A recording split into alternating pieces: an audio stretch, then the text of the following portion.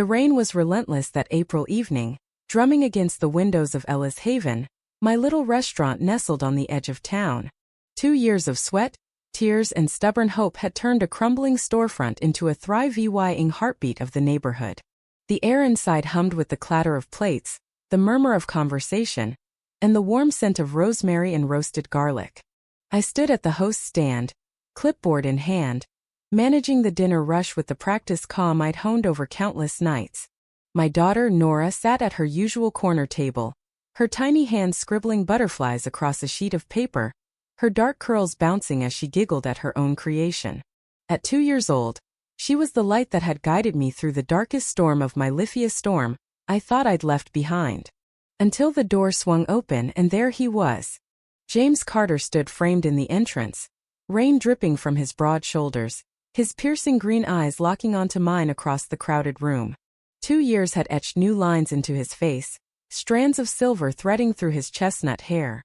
But that crooked smile, the one that once lit up my world, flickered briefly before faltering. The clipboard slipped from my hands, clattering to the floor, and the restaurant's noise faded into a distant hum. My breath caught, trapped somewhere between fury and a longing I buried deep. "Ella," he said, my name a quiet plea on his lips, stirring memories I'd fought to forget. I couldn't move, couldn't speak. 2 years ago, he'd vanished 3 days before our wedding, leaving me with nothing but a cold bed and a ring that felt like a shackle. Now here he was, stepping into the life I'd rebuilt from the ashes he'd left behind, as if time could erase the wreckage. "You did it," he said, his gaze sweeping the room, the mismatched wooden tables, the herb planters lining the windows, the chalkboard menu I'd painted myself. "It's everything we dreamed of." His voice carried a note of awe, but that wet hat casual claim to a shared past ignited a spark of anger in my chest. "What are you doing here, James?" My words came out sharper than I intended, cutting through the din. His smile faded, replaced by something raw, unguarded. "I had to see you." Before I could respond, a small voice broke the tension. "Mama! Look, I made a bird." Nora toddled over, her Aprona miniature version of mine smudged with crayon. She thrust her drawing at me, oblivious to the man whose presence had just tilted my world off its axis. I knelt to steady her, my hand resting on her shoulder as I forced a smile.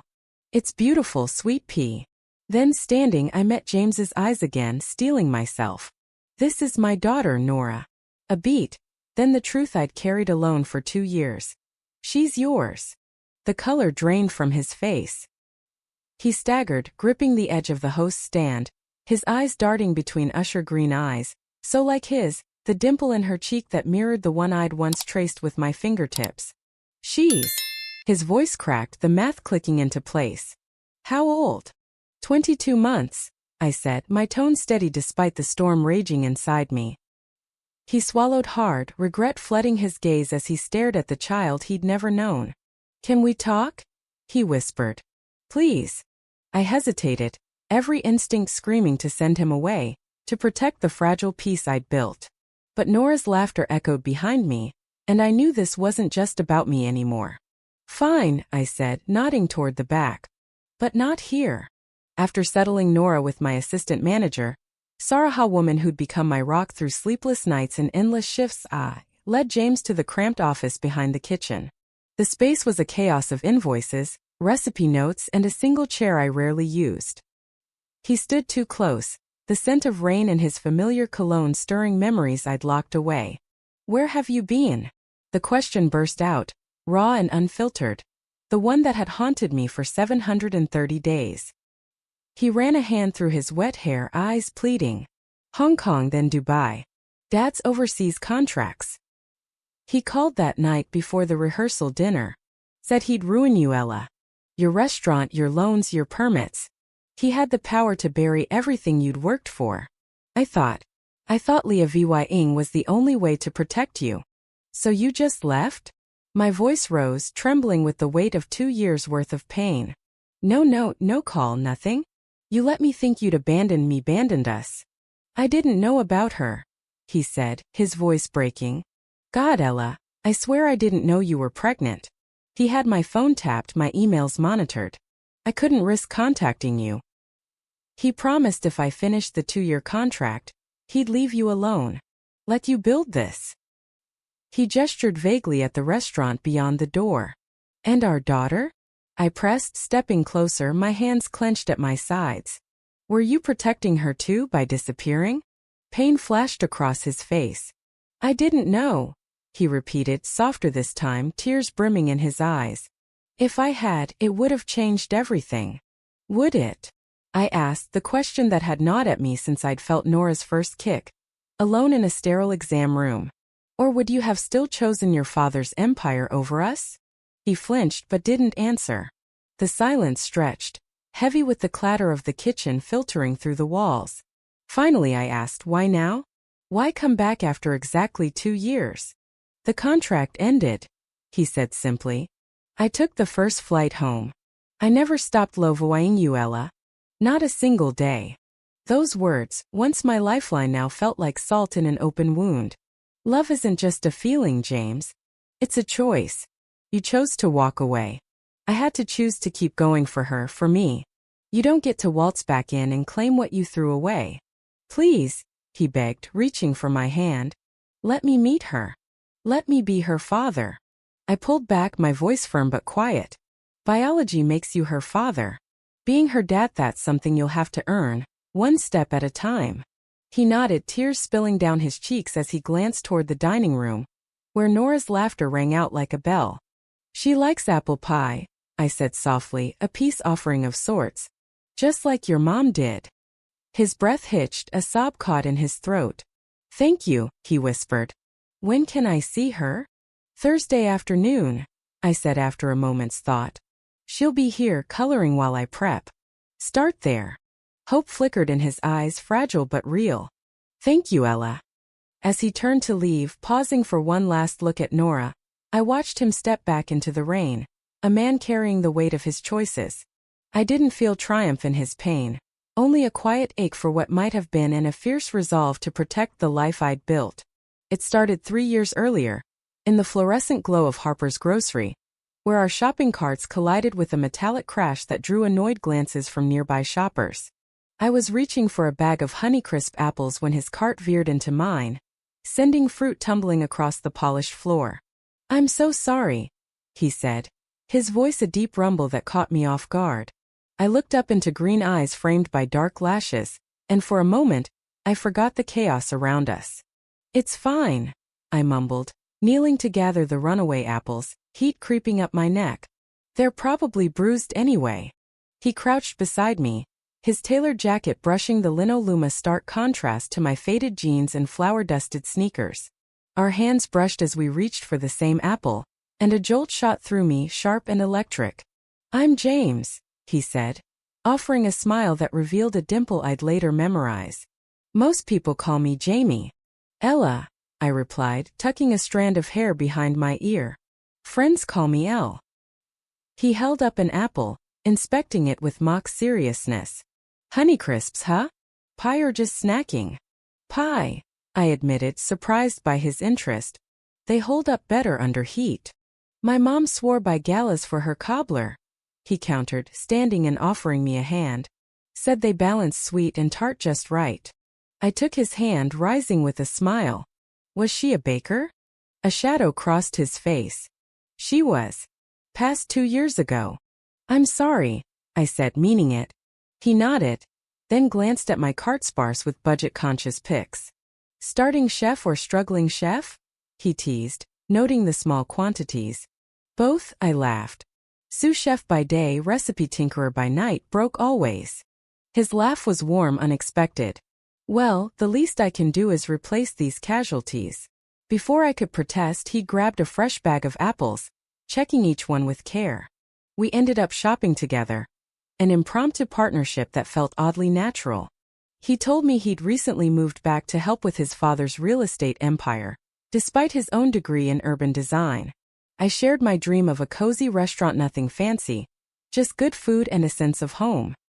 His questions were thoughtful, not dismissive, and by the checkout, he insisted on paying for my apples.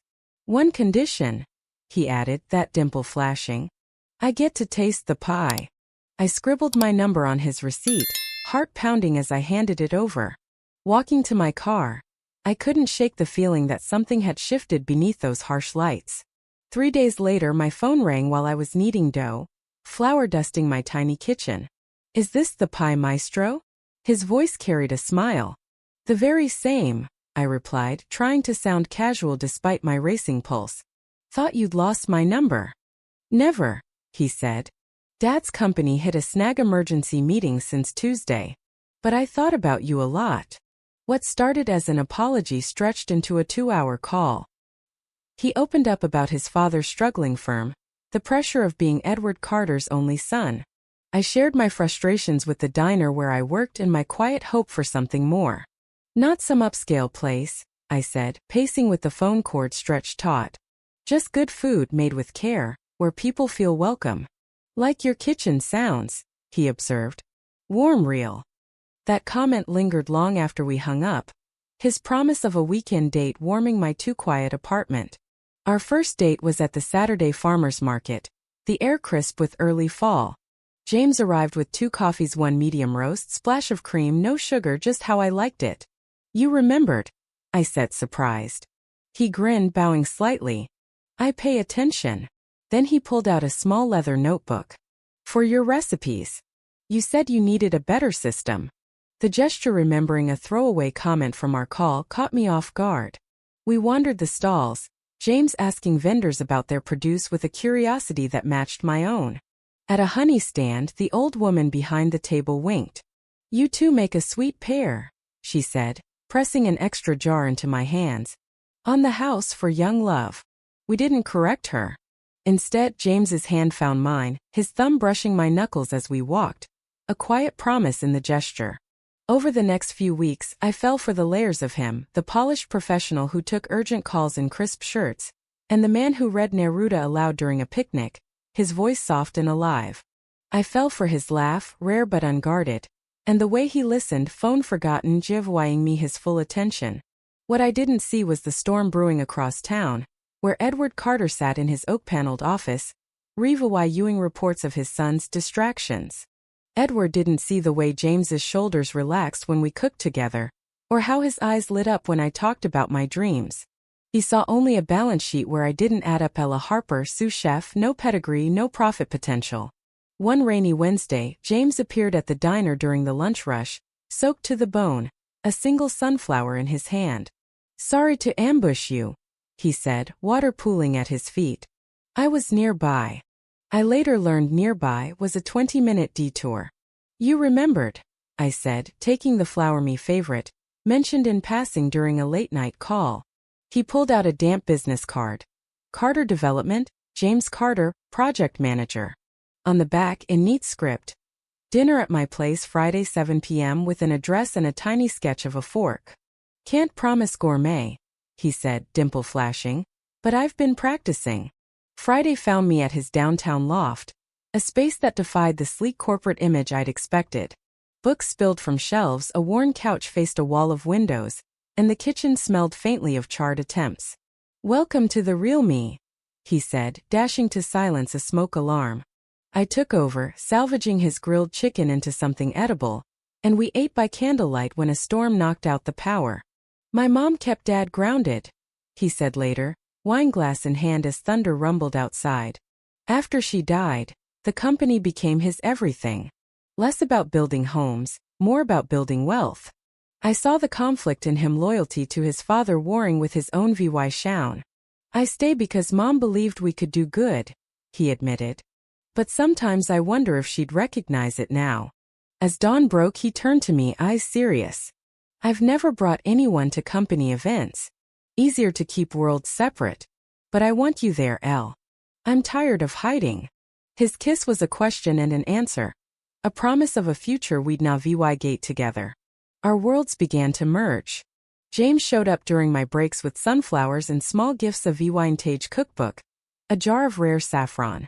My coworkers adored him, especially after he fixed the diner's leaky sink unasked. "He's different with you," my friend Mia noted. "Like he can breathe."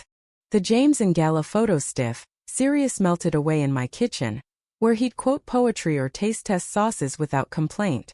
Our late-night talks moved to my building's rooftop, where we'd sit under the stars dreaming aloud.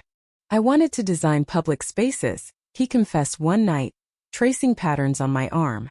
Parks where kids of all abilities could play, where communities could connect. Show me, I whispered.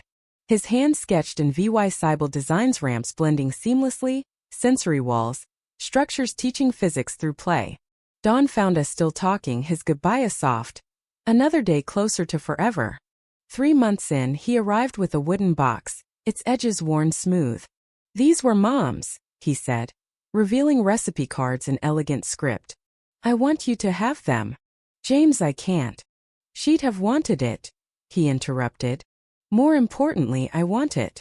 We spread the cards across my floor, him sharing stories, lemon cake for birthdays, soup for sick days. She'd have loved you, Elle, he whispered. You've got her spark. We fell asleep surrounded by recipes, waking to find he'd organized them. A note by my coffee pot.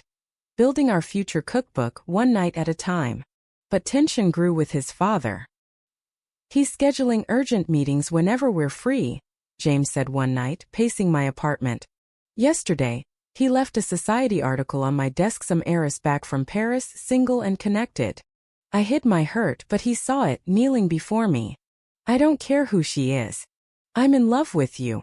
It was the first time he'd said it. Ella Carter sounds pretty good, don't you think? My smile answered before my words. That night, we dreamed of a small house, my restaurant below. Kids running through an herb garden. Felt like a plan taking shape. A week later, he arrived after midnight, flower-dusted and determined. We're hosting a pop-up tonight, he announced, unloading groceries. Research for Ella's Haven. Panic flared, but his excitement was infectious. He'd invited friends, I called Mia and 2 others, and we transformed my living room into a dining space. For courses later, our guests raved, and James handed me a notebook of feedback. Partner underlined twice at the top. Partner? I asked. In whatever way you'll have me, he said. I believe in us. We named it Ella's Haven that night, a place where food built community. James taught me business basics, scouted locations, even suggested pitching his father for funding. One Sunday he took me to a storefront just outside downtown, sunlight streaming through its dusty windows. Can you see it? He whispered, arms around me. Tables here, kitchen there, herbs in the sills? I could. We measured, sketched, planned our future taking shape in that empty space. Then Edward Carter summoned James to the family estate. He knows about us, James said that night, voice tight. Not just dating, the restaurant too. He wants to meet you. The estate was a fortress of wealth, marble floors, manicured lawns, staff materializing silently. Edward's handshake was cold, his green eyes James's but harder, assessing me. So you're the cook, he said, the word dripping with condescension. Dinner was a quiet interrogation, me background, my goals, my little project.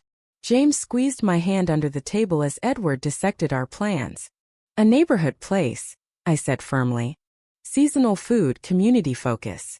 Charming, Edward replied, unimpressed. As we left, he pulled James aside, their voices low but intense. In the car, James gripped the wheel. He's given me a choice, he said. But he doesn't get it. I chose you the day we met. 2 weeks later, James baked in my kitchen, silent and tense. He gave me an ultimatum, he said finally, pulling an apple pie from the oven. End this, take my inheritance and a partnership, or keep you and lose everything. My heart sank. What did you say? I chose you, he said, kneeling with a velvet box. Inside was a vintage ring, diamond and emeralds, simple but storied. My grandmother's. You're my home, Elle. Will you marry me? Yes, I breathed, and we celebrated with pie and cheap wine, plotting a future without his father's shadow. But Edward struck back. 3 days after James quit Carter Development, his father appeared at the diner, pristine suit stark against the grease-stained chaos. In the alley, he offered a deal. Full funding for Ella's Haven if Icon Wine, said James to return. He's wasting his potential, Edward said. You can fix that. No, I snapped. We'll do it ourselves. He's a Carter, he called after me. He'll see what he's lost. Will your love be enough then? Wedding plans strained under Edward's influence. Our small garden ceremony ballooned with his obligations. Then 3 weeks out, he threatened to pull restaurant funding and tank James's job prospects. "We'll find a way," I insisted, but doubt shadowed James's eyes. A week later, I told him I was pregnant over cake samples, his joy erasing the tension. "A family," he murmured, hand on my belly. We kept it secret, a treasure for after the vows. 3 days before the wedding, at our rehearsal dinner, his phone rang. He stepped outside, pacing as his face darkened. Back inside, he forced a smile. "Just business," he said, but his hand shook. That night he held me tight, his breathing uneven. When I woke, he was gone. The first day I called it a mix-up. The second, panic set in. His apartment was pristinino note, just his laptop missing. By the third, our wedding day, I sat alone, staring at the ring, the dress unworn. At my prenatal checkup, hearing Nora's heartbeat steeled me. I wouldn't let his absence break us. I confronted Edward, who offered a check I tore in half, leaving the ring on his desk. "Tell James his child deserves better." Months later, I leased that storefront with my SIVYNGS and the ring's appraisal, opening Ella's Haven at 8 months pregnant. It was madness, but it saved me. On opening night, locals filled the tables, Nora kicking as I greeted them, proving I could build without him. 2 years later, James returned. In my office, he begged for a chance. I gave it, not for him but for Nora. Thursdays became his day, tentative steps toward fatherhood. He brought sunflowers, fixed the wobbly table she colored at, learned her favorite pie was apple, like his mom's. Edward died a year later, leaving James nothing, his empire sold off, his control gone. James stayed working at a small design firm, sketching parks like he'd dreamed. Nora calls him daddy now, her drawings pinned in his office. Some nights, watching them laugh over pie, I wonder if I did right.